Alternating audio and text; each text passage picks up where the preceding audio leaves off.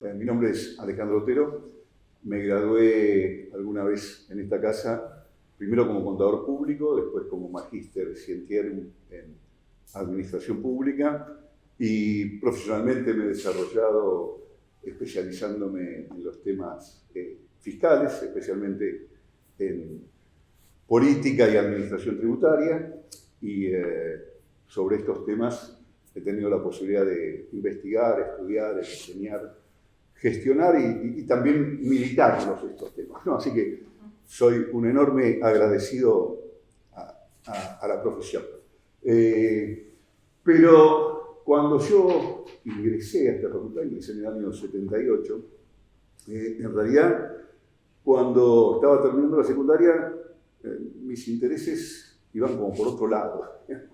Tenía intenciones de ser oceanógrafo, o si eso no era posible, en ese momento eso se estudiaba en la Marina, no parecía un buen momento, al menos desde mi punto de vista, y otras inquietudes que iban por el lado de lo social, bueno, tampoco en el contexto de la dictadura parecía lo mejor, así que por razones un tanto azarosas y familiares, decidí presentarme al examen, porque había examen en esa época y cupos, en la Facultad de Ciencias Económicas. Por un lado, me resultaba fácil la cuestión de la contabilidad, tenía cierta facilidad, yo había estudiado en una escuela comercial. Por otro lado, tenía unos tíos que, a raíz de que a mi padre lo habían despedido, pero tercerizándolo, y entonces él, que había sido empleado toda la vida, tenía su negocio y yo lo estaba ayudando con la contabilidad, con la supervisión de mis tíos, que no eran contadores, pero habían estudiado en el Pellegrini, estudiado unos años en la facultad. Su padre, mi abuelo, había muerto temprano y se habían heredado, digamos, las contabilidades de mi abuelo. Y eran idóneos. El Consejo Profesional reconocía a los idóneos y ellos trabajaban como idóneos y tenían un pasar económico, bueno, que a mí me parecía muy bueno. Yo era de una familia humilde, entonces había una cosa también de interés por esto de la movilidad social ascendente, digamos, de poder mejorar mi condición de vida. Y también tenía varios compañeros y compañeras de secundaria que iban a estudiar en económica. Así que todos esos motivos. Yo fui en el colegio público, el Comercial 30, en Villaluro, que era donde yo nací. Una escuela muy buena, que de distintas maneras influyó fuertemente en mi vida, en muchos aspectos. Y teníamos una formación contable muy buena. Y creo que eso hizo que varios varios quiero decir, aún hoy cuando nos juntamos, yo diría que aproximadamente entre un cuarto y un tercio de los estudiantes de esa división mía decidimos estudiar la carrera y nos terminamos más temprano, más tarde, graduando todos. Así que quiero decir con esto que cuando decidí ingresar y cuando empecé, no tenía ninguna vocación ni amor especial por la carrera, pero ese amor me nació después. Y yo hoy soy un agradecido y un enamorado de nuestras profesiones, y por distintas razones me mantengo muy activo dentro de la profesión, incluso dentro de la enseñanza y la formación. Así que el motivo por el cual ingresé fue ese. Y desde entonces hasta ahora, desde el 78 hasta ahora, creo que no me fui nunca. Estuve como estudiante y estoy como docente. Creo que como docente soy profesor regular, adjunto, y actualmente también profesor asociado interino y a cargo de una de las cátedras de Administración Pública, que es una materia optativa para contadores y licenciados. Cuando yo ingresé estaba un plan de estudios que la dictadura había impuesto. Había unos planes de estudio que 74, 75, se habían reformulado y fueron dejados de lado y aparecieron los planes de la dictadura. Yo estudié con esos planes de estudio, que después como estudiante fui fuertemente crítico de esos planes de estudio. Así que empecé con el plan, empecé y terminé con el plan de estudios de la dictadura. Era un plan de materias cuatrimestrales, un plan con una orientación muy técnica, un plan que estaba muy poco ligado al contexto, muy poco ligado a la historia y a los sucesos de la Argentina. Y como docentes, bueno, recuerdo varios, pero recuerdo, y son recuerdos que cada tanto traigo con mis alumnos a cuento, porque me marcaron fuertemente. Por ejemplo, recuerdo un joven Néstor Vicente diciendo, era profesor en aquel momento de Derecho del Trabajo, diciendo que las razones que lo habían motivado a él a ser un gran ateo eran las mismas que lo habían llevado a ser un gran tomista. Yo que atravesaba un proceso parecido, entendí perfectamente lo que decía y me resultó muy significativo, ¿no? Recuerdo un joven Juan Carlos de Pablo explicando que era la parte de abajo del punto de equilibrio de la curva de demanda, donde él decía, bueno, esto representa, o acá están las personas que no pueden o no quieren pagar los precios de equilibrio. Si fuera el mercado de medicamentos oncológicos, ahí están los que se mueren porque no pueden comprar los medicamentos. Daba ese ejemplo tratando de explicar cómo el equilibrio del mercado y la eficiencia de los mercados estaba ajena a cualquier cuestión valorativa. Bueno, entendí perfectamente lo que él quería decir con ese ejemplo. Recuerdo muy especialmente una anécdota, y tuve la posibilidad de agradecérsela a Rafael Manovil, que creo que daba Derecho Económico, un tratadista importante, y él dio una clase magistral, de esas que daban los titulares de cátedra para todas las comisiones, ahí en el codo de Junín y Córdoba, ¿no? El aula que está frente a la antigua sala de profesores. Dio una clase magistral sobre la ley de entidades financieras, que, recordemos, había modificado a mediados del año 77, él la había dado en el curso del primer cuatrimestre del 78, esa ley que establece las condiciones que actualmente rigen el sistema financiero de la Argentina, digamos, hoy parecen condiciones naturales, pero en aquel momento significó un cambio paradigmático respecto del sistema financiero, ¿no? Igualaba el acceso al crédito de las empresas nacionales con las extranjeras, liberalizaba el mercado en cuanto a que permitía fijar libremente a las entidades bancarias la tasa de interés o las condiciones de acceso al crédito, permitía arancelar servicios, toda una serie de condiciones que en el contexto previo no existían. Había sido una ley entonces muy fuerte y él dio su conferencia magistral. Y cuando termina, pregunta, el aula estaba llena, a los estudiantes qué pensábamos de esto que él había expuesto. Silencio absoluto. Él entonces busca con recursos didácticos que tenemos los docentes, tratar de estimular algún tipo de pregunta o algo. Silencio. Caramba, si yo hubiera dado esta misma conferencia hace poco tiempo atrás, se hubiera armado una batahola enorme y hubiéramos terminado con una gresca por lo menos que se iba a extender de acá hasta la rotonda. Hoy hago esta conferencia y hay un silencio sepulcral. Sinceramente, yo no sé qué es mejor. Agarró sus cosas y se fue. Impactadísimo. Le cuento, le digo, bueno, quiero agradecerle porque usted, le cuento la anécdota, y mi amiga dice, sinceramente no lo recuerdo, pero es verosímil. Y recuerdo docentes, Lasati, Fowler, Newton, un profesor de contabilidad que se llamaba Barner o algo así, un apellido alemán corto. En fin, que ahí se me mezclan, no sé si fueron docentes míos o titulares, pero que hicieron mucho a que yo pudiera entender mejor la contabilidad y entenderla desde otro punto de vista. Así que, recuerdo eso, una formación muy, muy técnica, muy sólida, desde lo técnico, con tipos que eran muy reconocidos, con tipos que también eran muy afines a la dictadura, y una formación donde, bueno, había un montón de cosas de las que no se hablaba, y la anécdota de Manovil ilustra eso, digamos, ¿no? Muy, muy fuertemente. Así que yo terminé, me gradué en la última materia, el curso de verano del 85. Es decir, es una carrera que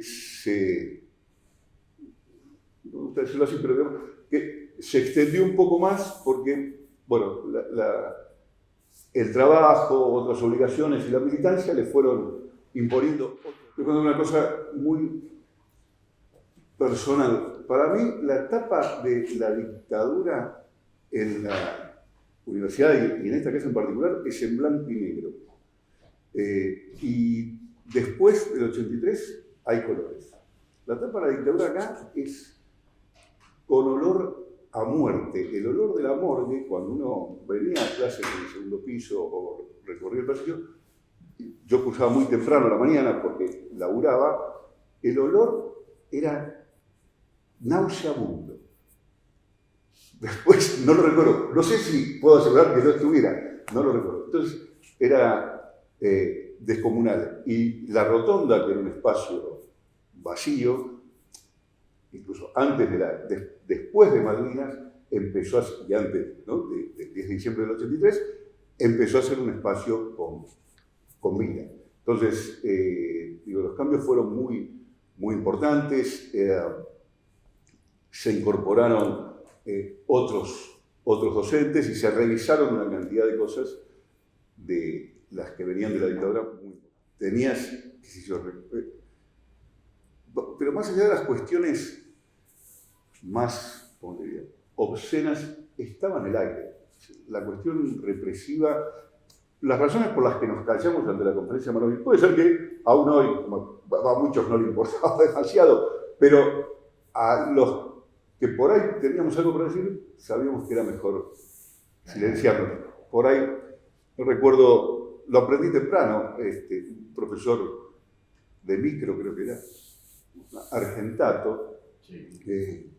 Bueno, yo tuve, creo que un solo bochazo, fue con él. Y cuando me bocha, porque yo voy a pedirle una revisión del examen. No recuerdo exactamente qué, pero en una pregunta que era que él pedía la opinión, no era que pedía la opinión, yo di mi opinión. Él me dejó claro que me bochaba porque él no coincidía con lo que yo había puesto. Entonces yo aprendí rápido que convenía ser prudente en esta casa, en ese momento, ¿no? En ese momento. También un recuerdo para profesores del otro lado, digamos, otro tipo de aprendizaje. Pero sí, me tocó ese momento y me tocó también lo que pasó con el movimiento estudiantil, sobre todo a partir de Malvinas, ¿no? No, yo tenía cierto roce con la política que me venía de la secundaria y algunas convicciones claras. O sea, antes, mi escuela secundaria, yo entré en el 73. En el 73 era un contexto, de 13 años, llegan los de quinto año, tocan, compañeros, hay que organizarse, hay que elegir delegados, todo. Yo venía de otra escuela, esa no era una escuela que tenía concatenada la primaria, así que no nos conocíamos. Por alguna razón, por ahí tenía que ver con que yo era conocido, más conocido que otros, porque jugaban en la selección del fútbol infantil, de los clubes del barrio. Entonces me eligieron a mí como delegado. Bueno, y ahí, entonces, y era una época de enorme movilización, así que cada tanto me tocaba hacer de poleo cadena de transmisión entre lo que el centro estudiante decide. 74 cambia la bocha completamente, con Talagano, el cambio en el ministerio y en la política, y cambian a la que era la directora y viene un nuevo director. Un tipo tremendamente autoritario, tremendamente autoritario. Que de hecho dijo, acá hacemos un corte, lo único que espero de ustedes, refiriéndose a nuestro curso que había empezado a leer, y los que estaban cursando, es que se vayan. Todos los de acá para allá van a ser formados de otra manera. Y nos trató prácticamente como si fuera un gueto. Lo cual generó cosas contradictorias, porque vencería mucho, nos mantuvo al grupo unido, porque era como una visión que la llevaba como si fuera un gueto. Entonces, ese autoritarismo que me tocó vivir me fue formando, ¿no? Para ponerle una anécdota, el último día del quinto año, en el año 77, el jefe de preceptores me echó porque no estaba bien afectado. 17 años, ¿no? Bien afectado, ¿qué podía tener? No, pero, en fin, había una serie de arbitrariedades muy, muy grandes. Así que había tenido un roce con la política, pero no era un militante orgánico de ninguna fuerza política. Pero Malvinas, a mí como a muchos, despertó algo porque yo había ido a la marcha del 30 de marzo y había sufrido la represión. Y 2 días después pasaba Malvinas y había ese apoyo que hubo de todas las fuerzas políticas del espectro que en ese momento existía, y eso me distanció de las fuerzas políticas de una manera irremediable. Y pasó acá que me tocó encontrarme con otros que pasaba lo mismo. Nosotros considerábamos que eso era un disparate, que no era más que un intento de la dictadura de prolongarse en el tiempo a costa de la sangre de los jóvenes argentinos, en una empresa que era absolutamente disparatada y sin ningún viso ni posibilidad de éxito. Y eso fue a una serie de militantes, hizo que algunos rompieran con sus fuerzas políticas previas, otros que sí tenían militancia orgánica, y de algún modo nos fuimos juntando acá y dando origen a una agrupación nueva que fue la CICE, la Corriente Independiente de Ciencias Económicas, que formó parte de un fenómeno que se dio en distintas facultades, porque ahí por ahí hay que contextualizar. Hubo en ese momento, estoy hablando después de Malvinas, y las primeras elecciones de centro en económicas se dan bajo la dictadura. Se dan acá dentro del primer semestre del 83, es decir, antes de las elecciones, porque al igual que con el resto de la sociedad, Malvinas, la derrota de Malvinas, los dejó en un estado medio de desconcierto. Y frente al resurgir de la militancia en distintos ámbitos, el sindical, el político, el barrial y también el estudiantil, la impresión que yo tengo es que la estrategia que buscaron fue darle una continuidad por otros medios. Entonces, surge un movimiento independiente que tenía por un lado o expresaba este deseo de continuidad. Entonces ahí había un conjunto de estudiantes acá en económicas que provenían del social cristianismo, tenían que ver con Licciardo, había sido un decano muy influyente, impulsado entre otras cosas los concursos. Hubo varias estrategias que a nosotros nos daban la impresión que buscaban la continuidad de la dictadura institucionalizada en la universidad, a sabiendas de que estaban, después de la derrota de Malvinas, más tarde o más temprano retirados. Entonces, por eso el tema de los concursos para tratar de institucionalizar a los docentes que venían de esa etapa, y también el aliento a esta fuerza política de independientes, que expresaban eso que se decía en esa época, yo en la facultad vengo a estudiar. Entonces, era un grupo de independientes que rechazaba la política, acá se llamaba nexo rival. Ale González Escudero era un dirigente muy importante, creo que del CEL era otro.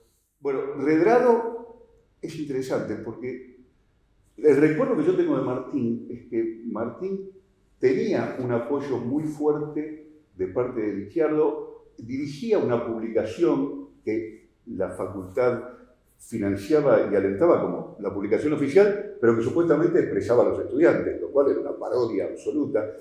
Lo paseaban a Martín por programas de Neustadt y Grondona para que mostrara que había participación estudiantil, la dictadura buscaba legitimarse con eso, y nosotros, que sabíamos que eso era una parodia, en realidad eso estábamos absolutamente en contra y denunciábamos eso como una falsa participación. La impresión que tengo es que cuando vamos a las primeras elecciones, en la lista no estaba Redrado, pero es una impresión que tengo, no estoy seguro. Estaba así Ale González Escudero, el cual, digamos, hoy día nos vemos seguido, y curiosamente militamos en el mismo espacio, profesionalmente, y otros, pero Martín era una figura importante por esto, porque la cara de los estudiantes que participaban, se preocupaban y qué sé yo, era él obviamente alentado por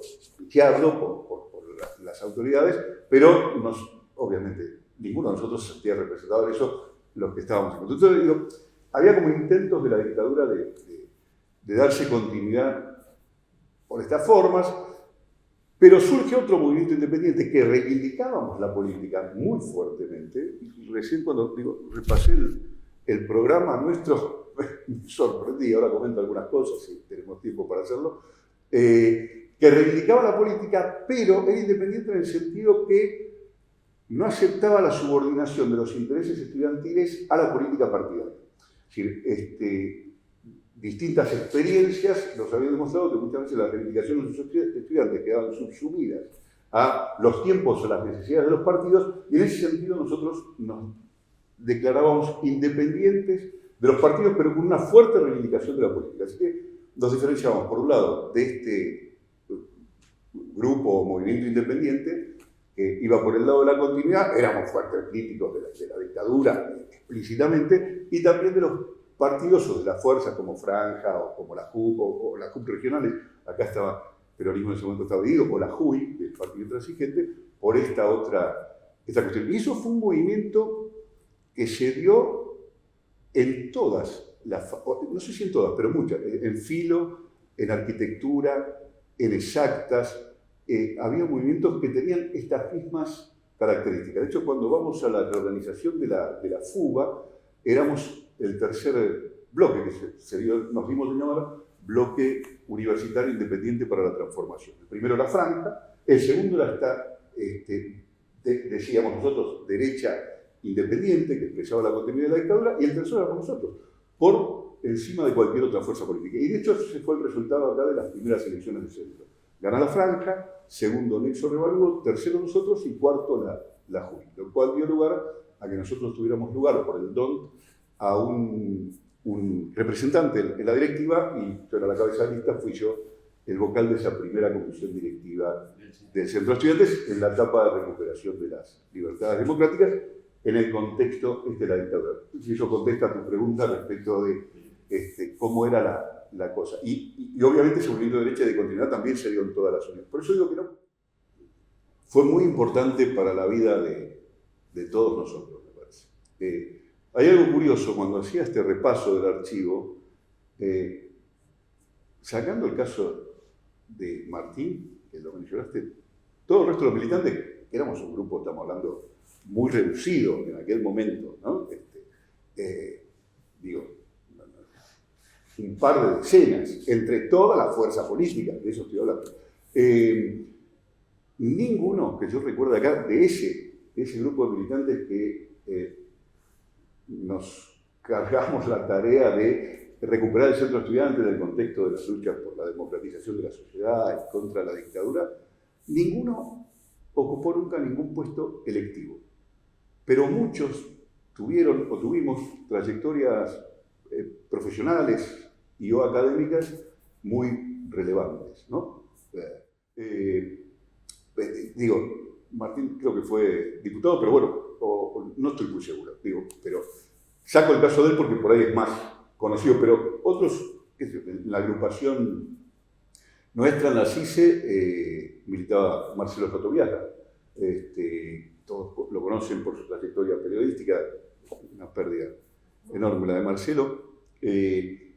Saúl Keisman, que es Saúl, fundador de la CICE, Marcelo Sotoviaga, Ricardo Diegues, Juan José Fernández, Juan Carlos Barbosa, Marisa Álvarez, Marilú Estrell, una cantidad de Liliana Weiser, mucha gente que ha tenido después trayectorias profesionales o académicas muy importantes. Pero en otras fuerzas, lo acabo de nombrar a Ale Escudero, pero que esto lo sabe muy poca gente y se sorprende cuando se entera.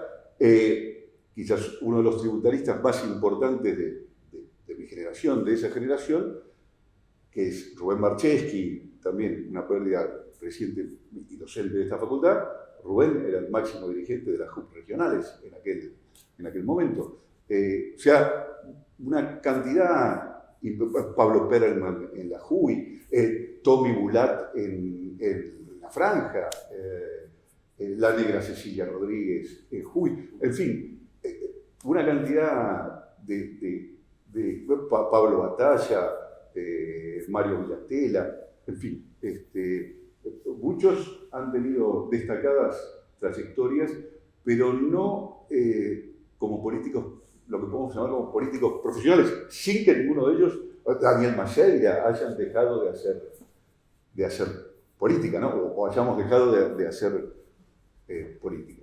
Eso es siempre digo, para mí la formación, lo que sucedía en los pasillos y en la rotonda, no fue menos importante que lo que aprendí en las aulas que presentamos. Tiene 10 páginas. 10 páginas. Por supuesto, termina con una serie de consignas. Cada una de ellas está explicada.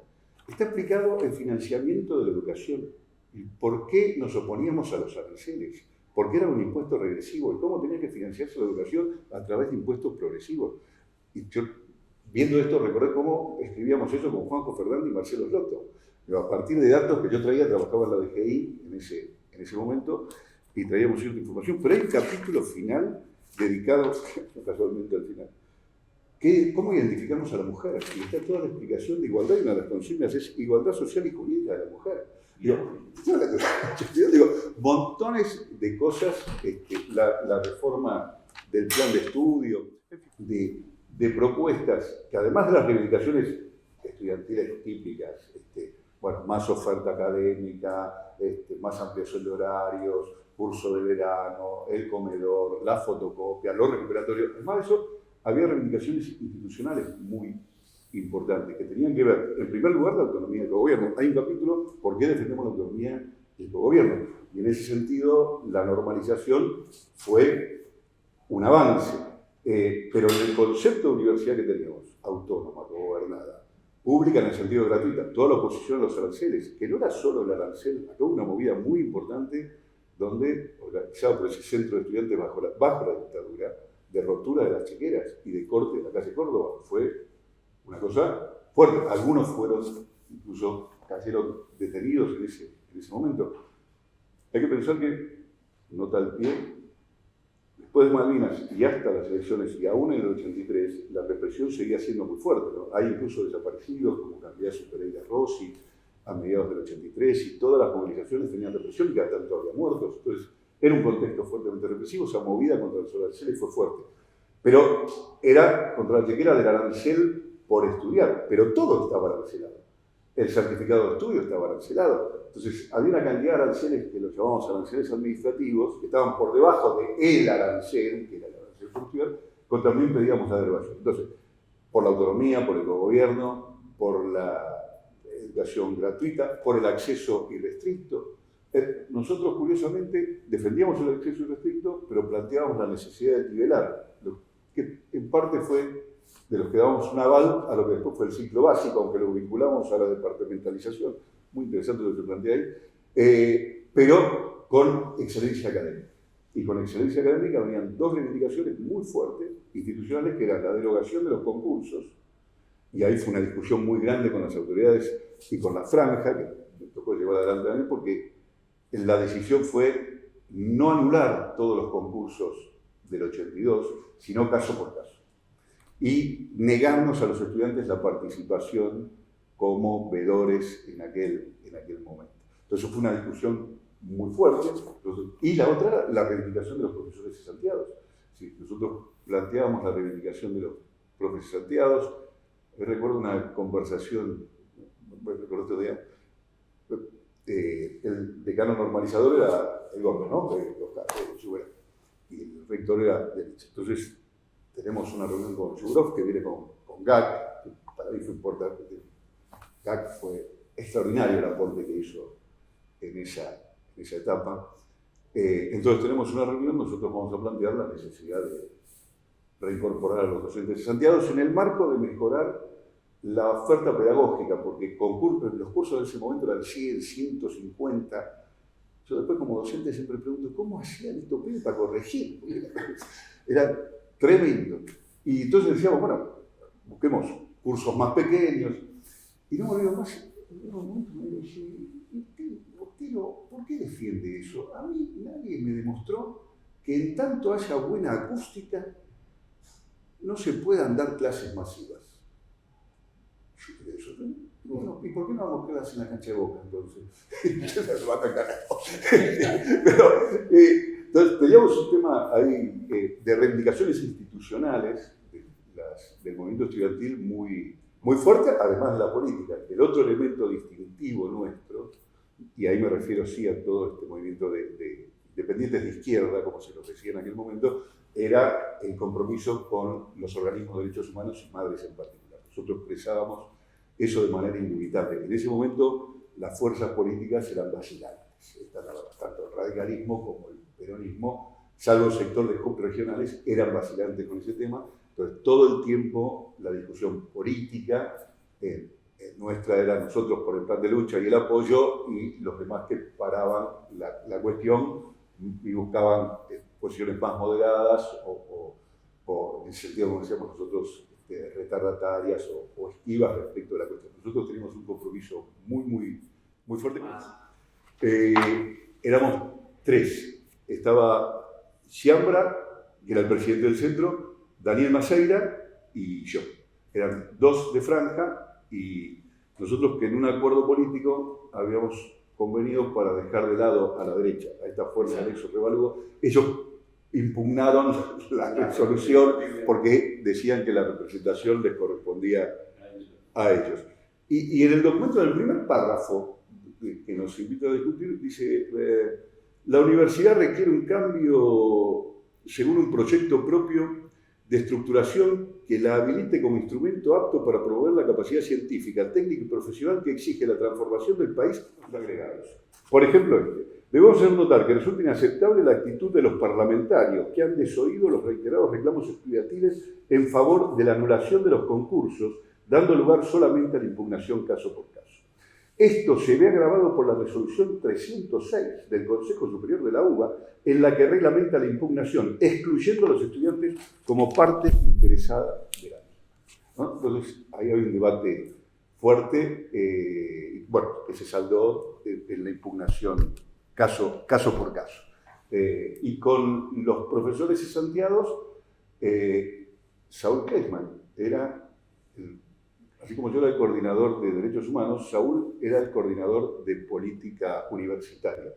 Y acá, la revista del Centro de Estudiantes, el número 1 del boletín del CESE, de ese momento, del 84, Saúl escribe una nota como coordinador de política universitaria, reivindica la cuestión de los profesores santiados y anuncia una charla que íbamos a hacer con Horacio Schiaffardini y Latendorf, que eran dos profesores santiados muy respetados, reconocidos, con trayectorias ligadas a la izquierda, digamos, en distintos sectores de la izquierda, y ahí conseguimos poco. Por ahí el caso de Horacio Schiaffardini, que Seguro lo incorpora, pero como investigador, ¿no? Le da un curso docente y entonces criticábamos y pobre Horacio murió viniendo a una reunión que lo esperábamos los estudiantes para ver cómo seguíamos la lucha por el caso de él. Acá a 2 cuadras tuvo una sede. Horacio Schiaffardini, ¿cómo era en aquel momento? La militancia era recorriendo los cursos. Vos decías formación de líderes. ¿Dónde aprendí yo a hablar en público? Aprendí ahí, recorriendo los cursos, parándose. Y bueno, teníamos docentes que nos lo permitían, otros que no sabían qué hacer y otros que nos echaban. Pero Horacio Schiaffardini, él venía al lado mío a hablar con los estudiantes y a explicar por qué la reincorporación de los profesores. O sea, era un tipo que era dentro del marxismo sumamente reconocido, como un autor joven, muy importante, y tipo la militaba, pero notablemente, ¿no? Digo, consultivo. Este consejo consultivo lo estaba repasando recién. Era Chapman, Ramón Cereijo, que había sido, Edkin, Julio Olivera. Imagínate, nosotros, pibes de 20 años, 23 años, 22, 23 años. Reunión, consejo consultivo. ¿No? Había que animarse a hablar. Bueno, yo me animaba por estas discusiones que teníamos, estas diferencias, y Ahora, aprendí cosas importantes. Importante quién hace las actas. Después siempre me cargaba por eso. Muchas de las intervenciones. Pero recuerdo una muy especialmente porque después me afectó. Reunión del Consejo Consultivo, traen la maestría en Administración Pública, que era un proyecto muy importante en ese momento de la facultad, lo presenta acá,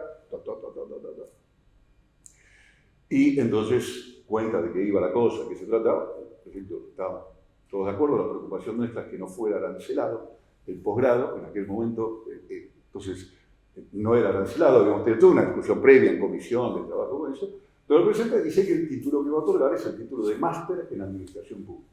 Entonces un señor que estaba así, y que a mi juicio parecía dormir, y en general esa es la actitud que tenía, que a mí me parecía un tipo muy mayor, y ahora me di cuenta que no debía tener muchos más años que los que yo tengo ahora, que era Ramón Cereijo, pide la palabra por primera vez. Por supuesto le dan la palabra.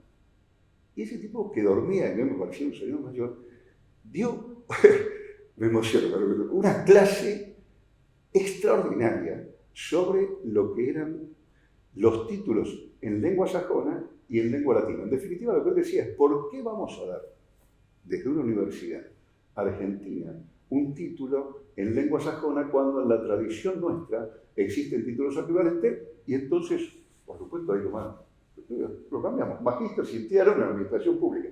Y ahí quedó. Yo me acuerdo con usted que pensé, qué nombre tan horrible. ¿Por qué no le pusimos maestría? Y después yo fui alumno de esa maestría en la primera promoción y me tocó el título que ahora tengo, de Magíster Cintiano en Administración Pública. Pero fue extraordinario. En general, esas reuniones del Consejo para mí fueron, ¿no?, las intervenciones. Cuando viene la propuesta del ciclo básico, nosotros fuimos de los que apoyamos, porque teníamos esta idea de que algo había que hacer con los desniveles muy grandes que había, con los niveles de deserción del programa de datos, el programa de la ciencia de datos estadísticos, de lo que era la deserción en la primaria, en la secundaria, en la Argentina. Entonces, una manera de demostrar que los pobres estaban subrepresentados no era que no llegaban, como decía el otro, sino que estaban subrepresentados ya en ese momento. Y que había que hacer, bueno, y que esto traía, además, diferencias que condicionaban la trayectoria o las posibilidades, ¿no? En definitiva, que la igualdad de oportunidades estaba muy fuertemente condicionada por otros factores sociales y económicos.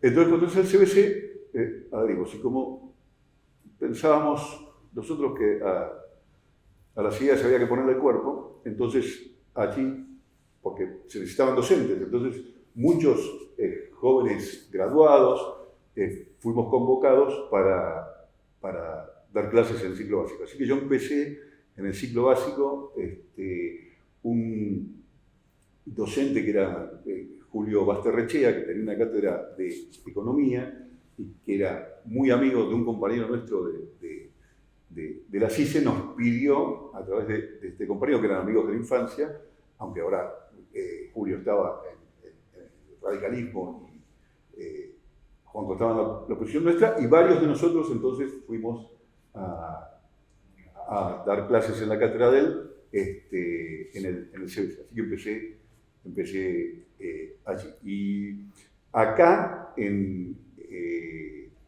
Económicas, cuando estaba en la maestría, empecé a dar clase con, fue docente mío, Isidoro Feldman. Y había toda una movida ahí para, los programas no tenían contabilidad pública ellos, pero los programas que vienen después no tenían nada de administración pública. Y hubo todo un tema largo de discusión de cómo incorporar lo público, y ahí es que se incorpora la materia de administración pública, y ahí empiezo con Isidoro dando administración pública cuando se instala esa materia, que debió haber sido eso, mucho eso, me parece, ¿no? Y la discusión era, porque nosotros no nos satisfacíamos con que fuera una materia optativa, queríamos que fuera una materia obligatoria. De hecho, en la reforma recién ahora vuelve un tema, no, porque aquel programa de estudio con el que yo estudié, para el cual tengo muchas críticas, tenía contabilidad pública. De hecho, una de las cosas que a mí me maravilló fue descubrir la contabilidad pública. ¿Qué era esto de las cuentas nacionales? Ah, carajo, mirá qué interesante, cómo se mide el PBI y esto del valor agregado. ¿Cómo hiciste todo esto? Y por mis intereses y lo que fue después el amor de mi vida, que es lo tributario y los impuestos, el conocimiento y el descubrimiento de la contabilidad pública para mí fue abrir un mundo, reconocer un mundo. Así que, y luego cuando la reforma del plan de estudio deja de lado la cuestión de lo público, de hecho es una de las cuestiones que aún hoy yo soy crítico de esto, porque te llegan los alumnos sin ninguna referencialidad de lo público. Eso me parece que es un déficit importante de nuestra formación, porque no solo como ciudadanos, cualquiera, nosotros como profesional de cualquiera de nuestras carreras, tiene un vínculo con el Estado e incluso puede ser una fuente de trabajo futuro. Claro, con el peso que tiene. Entonces, es sorprendente que no haya, y en las cursadas, en las materias, la referencialidad en los programas de esta facultad siempre es lo privado, ¿no? Al ejemplo al que se recurre, tiene que ver también con la elección de los docentes y demás, es siempre lo privado. Y está muy bien. Ahora, bueno, también lo otro, esa otra parte está como ausente. Así que así fue como empecé. Nunca fui un investigador sistemático ni hice la carrera de investigador, pero sí un investigador me dio la maestría en administración pública, yo soy de la primera camada, te recuerdo, la primera camada y algunas más en ese momento era dedicación exclusiva.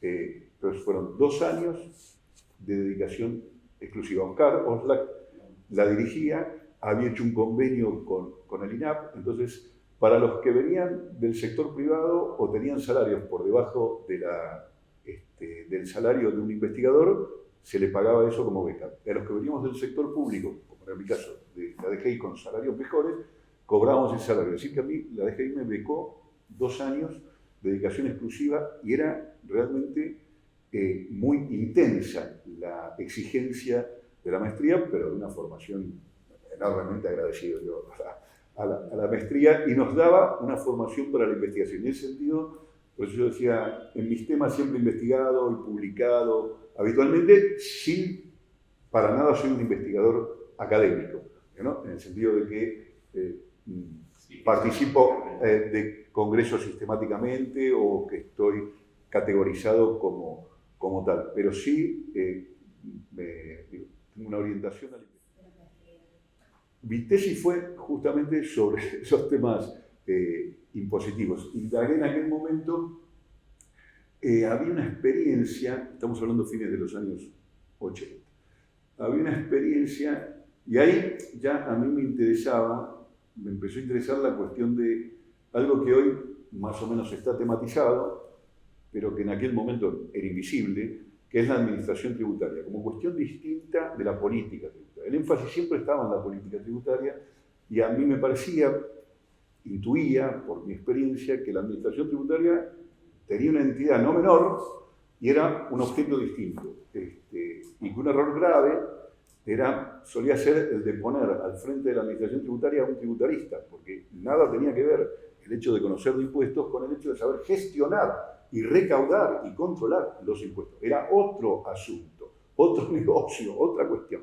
Entonces, yo empezaba a interesarme por esas cosas y entonces había una experiencia en algunos municipios, Zárate en particular, donde para mejorar la recaudación en un proceso de descentralización de ciertos tributos se asociaba la recaudación al cobro de los servicios, en particular al de las cooperativas de electricidad. Entonces fui a estudiar qué tan efectiva era esa experiencia y ese fue el motivo de mi trabajo. Fue una de las primeras experiencias de descentralización tributaria y de gestión de cobro asociado a, después ahora se ha generalizado eso, a las empresas prestadoras de servicios públicos. Ese fue mi tema.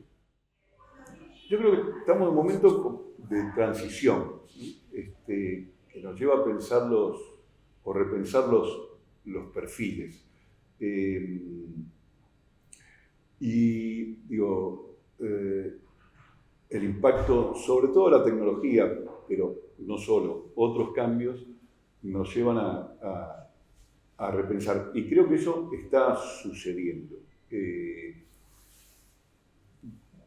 Tengo también una presencia en la Universidad Nacional de Moreno, estas universidades recientes del Bicentenario, y ahí me tocó gestionar la carrera de contador y participar de lo que fue el primer proceso de acreditación. Esas exigencias del proceso de acreditación parece que generaron en la profesión un debate acerca del perfil del profesional. Para decirlo rápido, parece que vamos de lo que es la práctica tradicional de nuestras profesiones, no hablo solo de la profesión de contador, hacia una que tenga que ver con un rol más analítico, de mayor capacidad analítica de los graduados.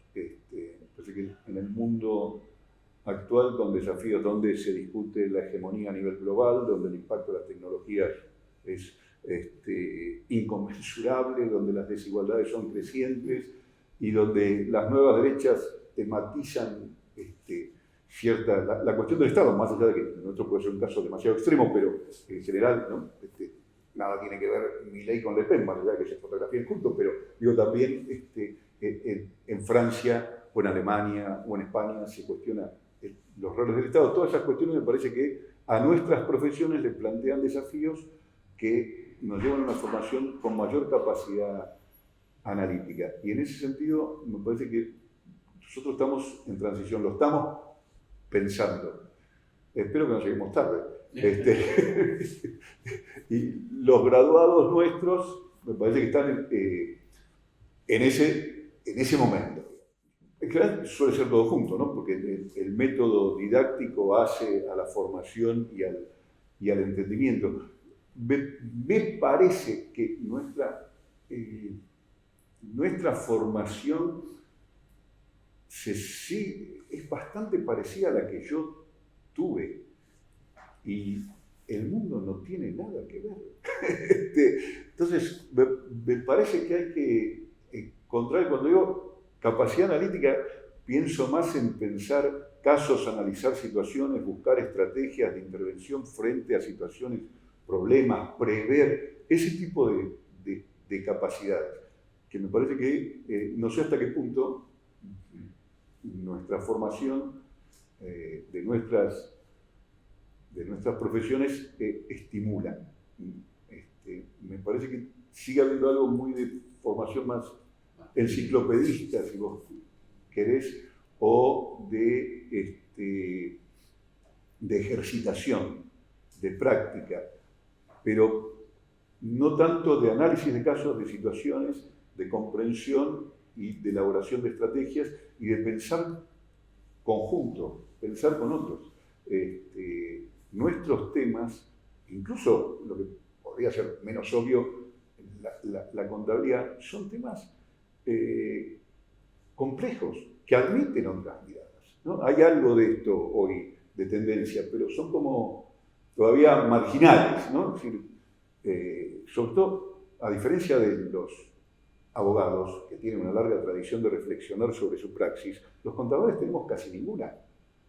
Y no somos una profesión inocente, que no tiene que ver con las relaciones de producción ni cómo se reproduce el sistema. No somos inocentes. Somos callados, pero no somos inocentes. Entonces, estimular la reflexión sobre nuestra práctica profesional y sus efectos, me parece que también es parte del asunto. Pero, a ver, nada, me parece que está en un debate el tema, en ese sentido, digo, en una transición. Lo veo así. El sistema de representación de los graduados me parece. A ver, yo no diría que los graduados vayan a ser, dentro del interclauso, digamos, los más dinámicos. Me parece que los más dinámicos van a ser los profe o los estudiantes. Así que los graduados tienden más a reproducir su práctica y volverse conservadores respecto de su práctica profesional, y la representación de graduados tiene una característica más gremial que académica, me parece, históricamente y aún en el presente. Si uno ve las reivindicaciones de los graduados, de hecho, para estas elecciones, y hace varias, yo vengo acicateando, pinchando estas cuestiones de que hay que plantear el rol de revisar el perfil y tener una demanda que tenga que ver más con que la facultad, el consejo profesional, el colegio profesional, discutamos esta cuestión seriamente, digamos, lo pongamos en la agenda. Pero las reivindicaciones son más gremiales, me parece, ¿no? Más de que, bueno, estén mejor representados los profesionales independientes o la cuestión de, si uno lo ve en el consejo, de la cobertura de la obra social, que está bien, que son cuestiones importantes, por supuesto que sí, pero esta cuestión más de la formación más académica, de la mirada a futuro, me parece que en la representación de los graduados todavía no está. Me parece más de reproducir lo que hay. Por supuesto, hay excepciones y muchos colegas plantean temas, por supuesto que sí, pero digo, orgánicamente en la agenda no lo veo como un tema fuerte. Y me parece, a ver, vamos, la FIP podría, dado el estado tecnológico, liquidar todos los salarios blancos o formales del país. Brum. Estamos a 2 minutos de que la declaración de impuestos a las ganancias sea ofrecida por el fisco y vos tengas que aceptar o modificar cosas preliquidadas. Es decir, hay un montón de prácticas que son parte de la vida profesional que de acá a poco van a ser sustituidas. Y digo, ahora, eso a veces me dicen, bueno, pero eso va a generar, desempleo genera el temor. Yo tengo 64 años. Cuando yo ingresé a la DGI, en los años 80, no era que no existía la CUIT. Lo más avanzado que había en tecnología eran unas calculadoras Casio que habían entrado en la política de apertura de Martínez. Digo, no. Me decían factura electrónica, decía, dejate joder, la CUIT, eso es una fantasía. Los controles digitales, ¿no? Bueno, la transformación tecnológica ha sido impresionante. No existía la PC. No existía la PC, lo más avanzado que había era la Casio y esa máquina. Y no ha caído el empleo en las administraciones tributarias, sí se ha reformulado la cuestión. Y hoy los que antes hacían liquidaciones a mano de cálculo de intereses o boleta de deuda máquina, bueno, hoy son analistas de riesgo de situaciones, operaciones complejas o contribuyentes con cierto tipo de composiciones societarias. Entonces, lo que ha cambiado es la forma de utilizar nuestro saber, digamos, ¿no? Pero no es que haya generado un margen, bueno, puede haberlo en algún momento, pero justamente para evitar esos efectos de crisis, si lo pensamos antes, seguramente lo podamos administrar con menos consecuencias dolorosas. Ahora, si se lo dejamos al mercado, para decir algo que está de moda, bueno, seguramente se produzca igual, pero con mucho más. Parece que es muy baja. Pero, a ver, yo suelo dar el mismo ejemplo. Congreso Nacional, vamos de la postdictadura hasta el presente, tomen el periodo que quieran. ¿Cuántos abogados hay? ¿Cuántos contadores hay? ¿No? Digo, en general me parece que nuestras profesiones, salvo en el caso de los economistas, ¿no? Pero que no es la profesión más, no suele ser más numerosa, en general nuestros profesionales han tenido y tienen, me parece, una bajo grado de movilización política. Una pregunta interesante sería si en otras es igual o distinto, no sé, da la impresión de que en algunas es más fuerte que la nuestra. Así que me parece ¿qué quiero decir? Que ese fenómeno de baja participación de los graduados en nuestra facultad es parte de un fenómeno más grande. Y aún en aquel momento del cual me tocó ser parte, bueno, era también un grupo muy reducido los que participaban. El resto no se sentía motivado o atraído. Así que no. Pero igual hay formas de participación. ¿no? Es decir, no es que todos... Entonces, parece que por ahí el problema de la participación es un problema de los que queremos cambiar las cosas. Es decir, el tema es de qué manera los involucramos. No es un problema de que, bueno, la gente, bueno, la verdad es que no participa. No, no. Digo, si uno quiere, porque digo, está la participación básica de la información, en la concientización, en entender, en tratar de trabajar lo que hoy se llama la batalla cultural, o antes era la subjetividad. Bueno, digo, esas formas de participación que son menos activas, no son menos participativas. Entonces, parece que ahí hay una cuestión que esa pregunta vuelve sobre los que sí participamos, de qué manera ampliamos. Bueno, en principio agradecerles esta posibilidad, felicitarlos por el proyecto. Bueno, me parece que rescatar la memoria es siempre valioso. También desde una posición más personal, porque me ayudaron a reencontrarme con esa memoria. Me parece que lo digo, me parece, no estoy seguro que lo digo, porque tengo desde hace muchos años la convicción de que la historia ilumina el presente.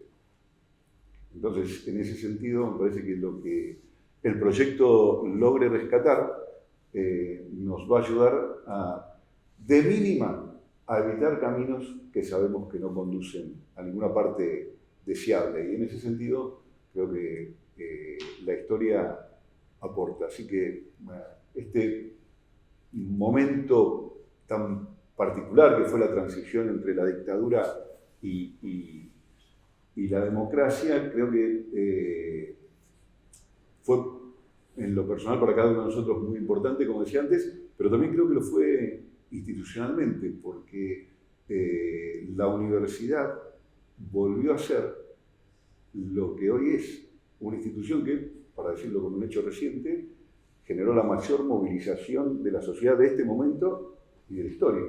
Ahora, salió de una universidad intervenida con docentes que habían sido cesanteados, expulsados y reemplazados por otros adictos a la dictadura y que querían institucionalizarse. No había autonomía, no había autogobierno, intento de arancelamiento y un vaciamiento ideológico brutal. Es decir, eso que parecía imposible de romper y cambiar, se cambió. Por supuesto que no se cambió en esa transición. Lo que digo, en esa transición se abrió la puerta a que eso pudiera ir sucediendo. Entonces, parece que es un momento histórico que vale la pena rescatar y que creo que no está muy trabajado, no ha sido objeto de atención. Así que en eso les agradezco.